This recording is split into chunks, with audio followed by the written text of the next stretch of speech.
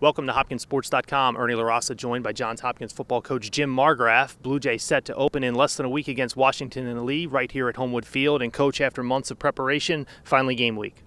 Yeah, our guys are excited. They came back in great shape. We've had a good camp to this point. Team's fairly healthy and we're ready to go. Talk a little bit about expectations coming into the year. We've been on a nice little run here. This is an opener featuring two teams that both went to the playoffs, both 10-0 in the regular season last year. Exciting opener. Very exciting opener. But our guys have learned to focus on themselves. We're not worried about our opponents right now. We've been fortunate. We've come off some winning seasons. I think our guys each year know it's a new start. They've worked very hard. And we got a great opponent this week coming up, and it's going to be exciting.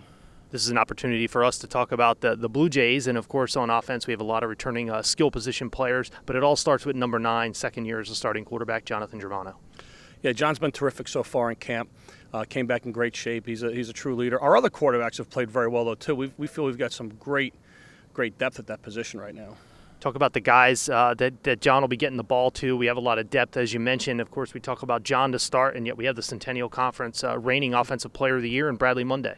Yeah, Brad looks tremendous right now. He's a great player, great work ethic, and really a leader over with our wide receiver group. But there's a lot of talented players over there, and Quinn Donaldson, Boone Lewis, Luke McFadden. I mean, one guy after another has been performing throughout camp so far. Talk just a bit about the offensive line. If there was one area that really took a hit to graduation, it was the line. All 5 guys made all-conference this year. Only one, Chance Anderson, back. He's man in the middle. We were fortunate that a lot of guys got playing time last year. So we lose some terrific players. There's no questioning that. At the same point, a lot of these guys had some game experience last year. They've looked very solid up to this point. There's still some work to do, but we're excited about the range that these guys will bring us. Well, they certainly get a good lick in practice every day because they're going against a formidable opponent in our defensive line. Can you talk about a Keontae Henson, a Lance Hammond, 2 all-conference returning players up there, still only juniors? Yeah, our offense knows they play against the best defense in the conference each and every week, each and every day. So Keontae and Lance have been tremendous to this point, as is Kyle Bonsi. So we've got 3 guys coming back with a ton of experience in the interior line and some good depth behind those guys too.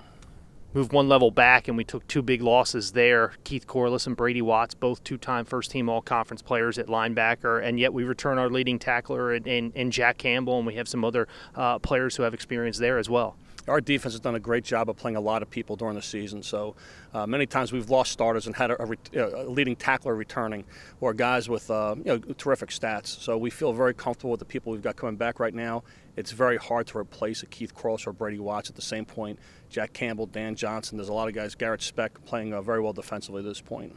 We've mentioned a lot of guys who have experience, all-conference type players. We move back to the secondary, and maybe the best player on the team is sitting back there at safety, Jack Toner, one of the best safeties in school history and one of the best safeties in the country right now. He is. He's a top player. When you talk about most valuable player, he's so valuable to our defense right now. It gets us in the correct defenses, runs all our checks, and makes plays all over the place. He's a terrific leader. He's one of our captains and really doing a great job so far.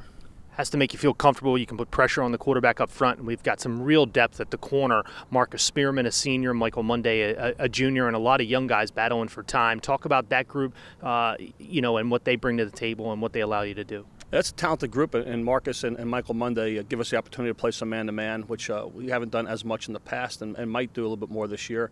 But there is some depth there. A lot of young guys are playing very well to this point, and we're excited about that group. Okay, again, Johns Hopkins opens the season on Thursday, September 1st, right here at Homewood Field against another top 20 team, Washington and Lee. Stay tuned to HopkinsSports.com for everything Johns Hopkins football throughout the 2016 season.